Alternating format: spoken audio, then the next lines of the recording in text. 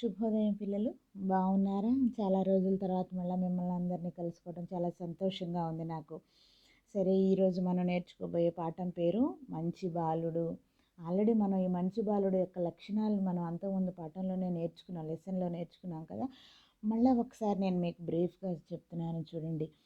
ఒక రోజున ఏమైందట, జోరున వర్షం కురిసింది. వర్షానికి నేలంతా ఎలా ఉందని చెప్తున్నాడు, బురదగా ఉంది. ఆ జోరున వానలో ఒక ముసలమ్మ గడగడ చలికి వణుకుతూ నడుస్తూ ఉందన్నమాట. ఆమెను ఎవరు కూడా పట్టించుకోవట్లేదు. అవును కదా, ఆమెను ఎవరు కూడా చూసినా కానీ ఎవరి పనుల్లో వాళ్ళు వెళ్ళిపోతూ ఉన్నారు. ఆ సమయానికి బడి వదిలారట. బడి వదిలినప్పటికీ కూడా పిల్లలందరూ కూడా ఎవరి దారిన వారు వెళ్ళిపోతూనే ఉన్నారు. ఇంటికి వెళుతున్నారనే సంతోషంలో ఇంకా ఆనందం ఎక్కువైపోయి ఆ ముసలమ్మను కూడా ఎవరు పట్టించుకోవట్లేదట. చూడండి, ఆమెను ఏం చేసి ఒక ఆ ముసలమ్మ దగ్గరికి ఒక బాలుడు వెళ్ళాడట.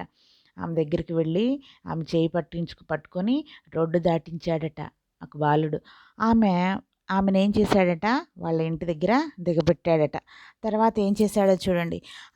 ఆమెను జాగ్రత్తగా చేపట్టుకొని వాళ్ళ ఇంటి దగ్గరకు దించి వస్తూ ఉండగా ఆ బాలుడిని ఆ అవ్వ ఏం చేసిందంట, దీవించిందంట. ఆ అబ్బాయి ఏం చేశాడట, స్నేహితుల దగ్గరికి తిరిగి వచ్చాడట. తిరిగి వచ్చి ఏం చెప్పాడో తెలుసా?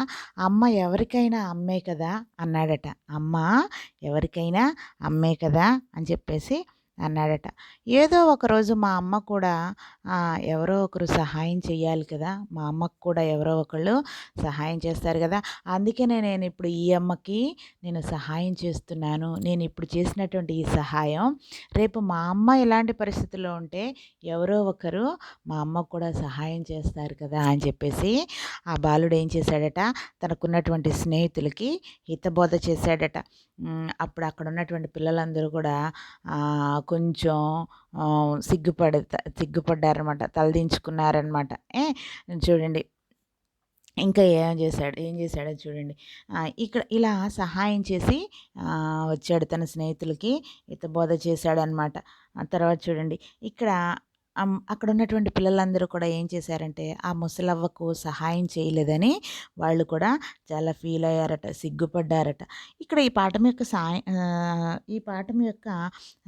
సారాంశం ఏంటంటే, కష్టాలలో ఉన్నటువంటి వారికి సాయం చేయని మనిషి జీవితం వ్యర్థం. కష్టాల్లో ఉన్నటువంటి వారికి ఎవరికైనా సరే కష్టంలో ఉన్నప్పుడు వారికి ఏం చేయాలట, మనకు చేతనైనటువంటి సహాయం చేయగలగాలి అని ఈ యొక్క పాఠం యొక్క సారాంశం. కష్టంలో ఉన్నటువంటి వారికి చేతనైనటువంటి సహాయం చేయడమే మనిషి యొక్క జీవితానికి అర్థం.